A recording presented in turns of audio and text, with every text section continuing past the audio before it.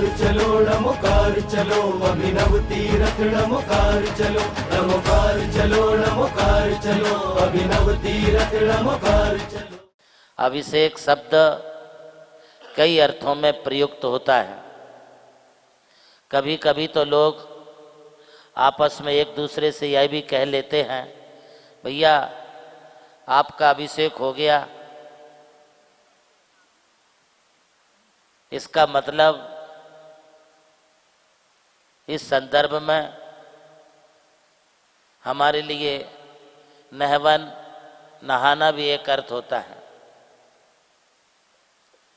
इसे संस्कृत में प्रक्षाल कहते हैं, जिसे हम अभिषेक बोलते हैं। एक्चुअली यह अभिषेक भगवान के अरिहंत बनने के उपरांत या सिद्ध बनने के उपरांत नहीं होता है, बल्कि जो आत्माएं अरिहंत या सिद्ध बनने वाली होती हैं उन आत्माओं का अभिषेक होता है। जो भगवान बन जाते हैं, भगवान बनने के बाद उनका अभिषेक नहीं है। जैसे अभी यहाँ पर जीवंत साधु परमिष्टि बैठे हैं, आचार्य परमिष्टि विराजमान हैं, तो आप साधु परमिष्टि का अभिषेक नहीं करेंगे। आचार्य परमिष्टि यहाँ विराजमान हैं तो आप आचार्य परमिष्टि का अभिषेक नहीं करेंगे। वैसे ही जब तक समोसरण में अरिहंत परमिष्टि विराजमान है तब अरिहंत परमिष्टि का अभिषेक नहीं होता है। और जो सिद्ध बन गए वो दिखलाई देते नहीं हैं। दिखलाई देने वाले 4 परमिष्टि हैं जो हमें दिखलाई देते हैं भी अरिहंत, आचार्य, उपाध्याय और साधु। ये 4 परमिष्टि दिखलाई देते हैं। बात ये है कि अरिहंत परमिष्टि जैसे आचार्य परमिष्टि होते हैं वैसे ही होते हैं। अंतर सिर्फ इतना है, अरिहंत परमिष्टि को पिंची कमंडल नहीं होता है। बाकी आचार्य, उपाध्याय, साधु परमिष्टि के लिए पिंची कमंडल होता है। एक और दूसरा अंतर ये है, अरिहंत परमिष्टि आहार नहीं लेते हैं, उन्हें निहार भी नहीं होता है। बाकी आचार्य, उपाध्याय, साधु परमिष्टि ये आहार लेते हैं, निहार भी करते हैं। साधु भी विहार करते हैं, अरिहंत परमिष्टि भी विहार करते हैं। साधु, उपाध्याय, आचार्य परमिष्टि भी प्रवचन देते हैं, अरिहंत परमिष्टि भी प्रवचन देते हैं। बात इतनी है कि अरिहंत परमिष्टि उनकी धर्म सभा का नाम समोसरण होता है और वे समोसरण में एक गंधकुटी होती है जिसे 8वीं श्री मंडप भूमि कहते हैं। वे गंधकुटी श्री मंडप भूमि के ऊपर सिंहासन होता है, 1008 कमलों का आसन होता है। उस कमलासन के ऊपर 4 अंगुल ऊपर वे अपने अतिशय के कारण विराजमान होते हैं।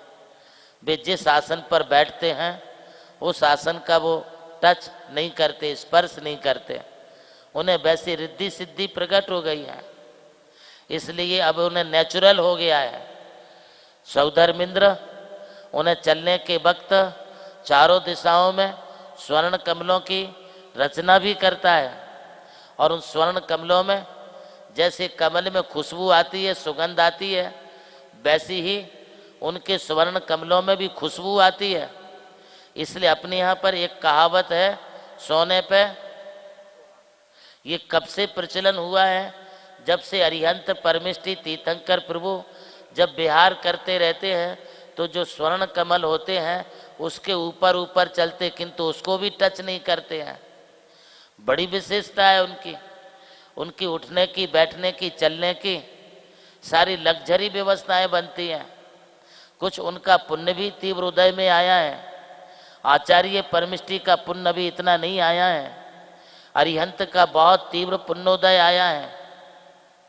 उन सुवर्ण कमलों पर भी 4 अंगुल ऊपर ऊपर चलते, विहार करते, विहार करके जहाँ पहुँच जाते वहीं वो बैठ जाते। बैठ गए तो वहीं पर गंधकुटी श्रीमंडप भूमि की रचना के साथ 7 भूमि वाला विशाल समोसरण उनकी अपने आप रचना हो जाती। हमारी सेवा करने के लिए आप जैसे लोग होते हैं, आप लोग हमारी सेवा करते हैं, किंतु अरिहंत परमिष्टि की सेवा करने वाले स्वयं सौधर्मिंद्र परिवार होता है, कुबेर होता है, 100 इंद्र उनकी सेवा में जुट जाते हैं। जब जब तीर्थंकर होते हैं तब तब सौधर्मिंद्र अपने स्वर्ग का आसन छोड़ के, स्वर्ग का विमान वैभव छोड़ के तीर्थंकर की सेवा में लग जाता है। कितनी भी सेवा करे उनका वैभव कभी कम नहीं होता है। समूसरण की सारी रचना में पूरा स्वर्ग का वैभव उनके समूसरण के निर्माण में लगा देता है, किंतु फिर भी सौधर्मिंद्र का वैभव किंचित मात्र भी कम नहीं होता है। आप सोचेंगे कैसे? जैसे समुद्र का पानी है, समुद्र के पानी से चाहे कोई हाथों से उलीचे, चाहे समुद्र का पानी कोई मोटर पंप लगा करके उलीचे, चाहे समुद्र का पानी कोई बड़े बड़े पंप लगा करके भी उसे खाली करना चाहे, पानी तो निकलेगा किंतु समुद्र खाली नहीं होगा, वैसा का वैसे ही दिखलाई पड़ता है। इसी प्रकार से सौधर्मिंद्र आदि के पास जो वैभव होता है उस वैभव को खूब भगवान की सेवा में लगाता है, धर्म प्रभावना में लगाता है, जिंदगी भर करता है। हम एक दो साधु की सेवा नहीं कर पाते हैं, किंतु सौधर्मिंद्र एक बार में 170 तीर्थंकरों की भी सेवा करता है। अढ़ाई द्वीप में जितने तीर्थंकर पैदा हो जाएं सभी की सेवा में चला जाता है, उसका वैभव कम नहीं होता है। भाई साहब, आप लोगों ने भी बहुत दान दिया है, आप भी साधुओं की सेवा में अपना द्रव्य लगाते हैं।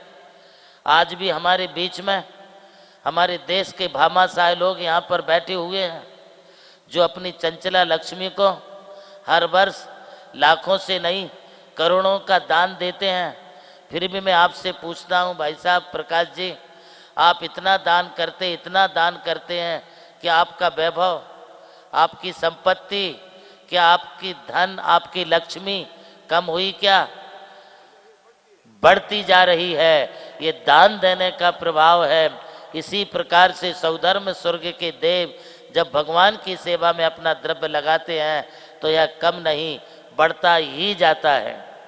आज यहाँ पर साक्षात अरिहंत है नहीं, और होते तो हम साक्षात उनका अभिषेक नहीं कर पाते, दूर से ही जय भगवान, जय अरिहंत देव, जय आदिनाथ, सिर्फ इतना ही आप बोल पाते। ज़्यादा से ज़्यादा आप स्वर्ण रत्नों के थाल लेकर के रत्नों की सामग्री से पूजा कर सकते थे, बाकी अभिषेक नहीं कर सकते थे।